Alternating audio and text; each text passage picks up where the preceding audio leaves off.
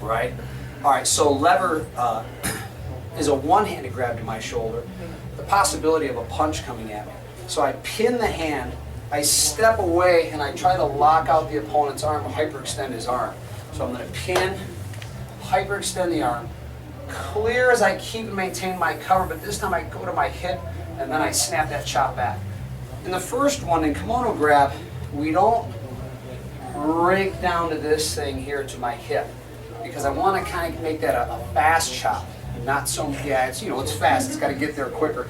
Here we got a little bit more time, we're 1, 2, and 3, and a lot of times, because of the way that we move him, we're going to need that angle of execution anyway, okay?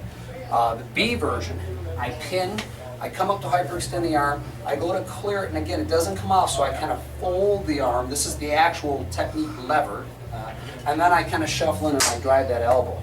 When we tend to bend the elbow, we tend to pull their head forward, right? We do this on the outside of the arm. In lever here, we're doing it on the outside, but it can also be done on the inside of the arm too in later techniques.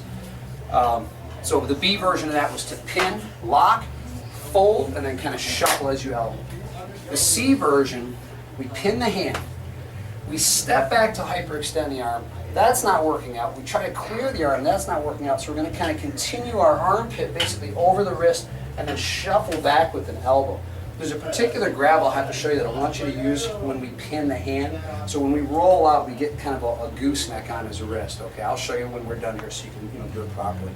So again, we pin, lock, roll doesn't work. I roll here, we get that gooseneck, and I kind of shuffle back and elbow. I may shuffle, I may be able to use him and pull him towards me too if he's a little lightweight or if he's off balance. There is a D version. Again, the D version would not be on the normal list. That's something that I want you to know and be working on.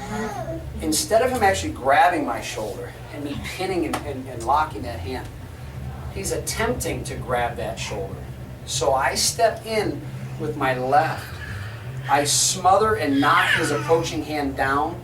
I shoot a chop right into the side of his neck, and I grab the shirt or shoulder or whatever I can grab a hold of, and then I drive a punch straight into his face.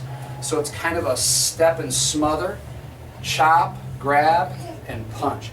Your hands literally kind of look like this, right? So Bruce like Lee's smothered. defense of the straight blast. Very, very, very similar to that. Exactly. It's a double smother to a back fist type of deal. Exactly. So in this case, we smother, chop, grab, and punch. The technique that you're referring to, you actually have in the system too. Windmill. Yeah, yeah. I mean, that's the only counter to that straight blast attack is the windmill. Straight over the top. So anyway, okay, so that's lever D. Or at least that's the only one I've ever found. Right, right. It's not that.